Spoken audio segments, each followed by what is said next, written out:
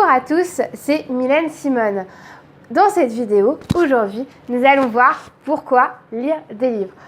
Sur cette chaîne, je le répète souvent et vous verrez dans beaucoup de vidéos, je répète qu'il faut lire des livres quand on écrit parce que c'est important d'absorber du contenu pour en ressortir.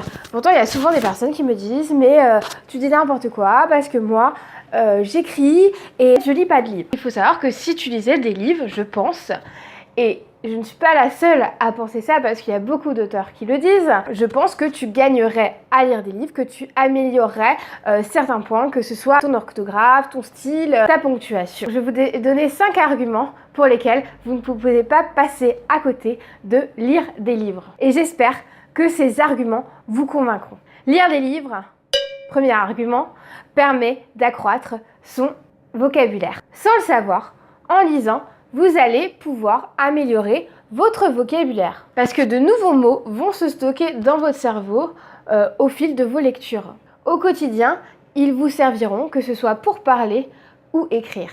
Vous deviendrez éloquent, vous parviendrez à mieux vous exprimer en mettant les bons mots sur vos sentiments. Deuxième argument, lire permet d'augmenter ses connaissances. Même en ne lisant pas des livres pratiques, mais des romans, on augmente nos connaissances sur tout et n'importe quoi. Un livre, c'est d'abord une fenêtre ouverte sur le monde. Et c'est également une façon ludique d'apprendre une langue étrangère si vous lisez des livres dans une langue qui n'est pas la vôtre. Moi, il m'arrive aussi de lire certains livres en anglais quand ils ne sont pas disponibles. J'ai commencé quand j'étais plus jeune avec Harry Potter, avant qu'Harry Potter ne sorte en français.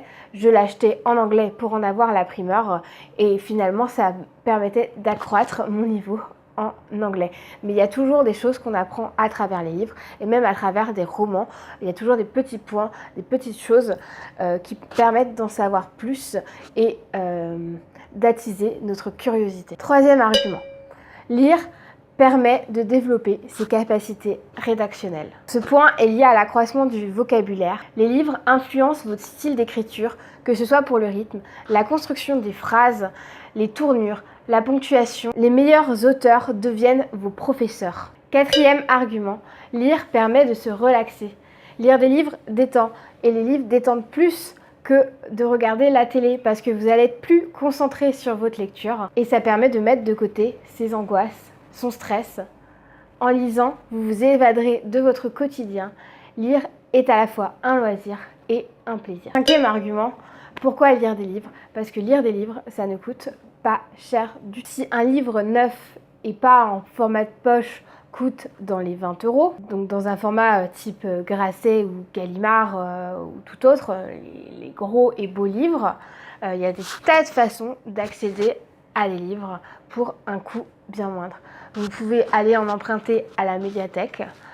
Personnellement, voilà, je vais à la médiathèque et j'ai une carte de médiathèque et cette carte, elle est offerte par la ville, j'ai cette chance. Si vous êtes étudiante aussi, en général, c'est pas très cher. En général, ça dépasse pas les 30 € l'année pour accéder à tout un catalogue de livres.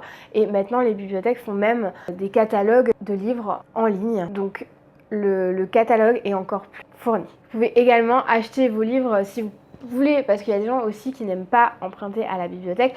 J'en fais aussi partie, j'aime bien avoir un peu des livres dans ma bibliothèque, voilà, des livres que j'aime bien. Vous pouvez en acheter d'occasion, donc il y a des magasins qui sont spécialisés dans l'occasion, mais il y a aussi Emmaüs. Chez Emmaüs, quand on veut posséder un livre, voilà, dans les gros formats et tout, en général c'est 2 € et les livres de poche c'est 50 centimes.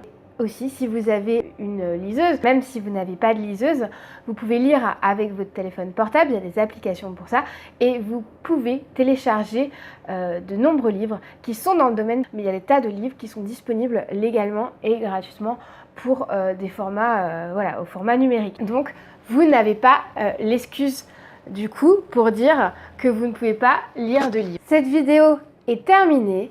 Si vous avez aimé cette vidéo et que vous voulez soutenir mon travail, je vous encourage à me mettre un énorme pouce en bas de cette vidéo, à vous abonner à ma chaîne et à partager cette vidéo avec vos amis.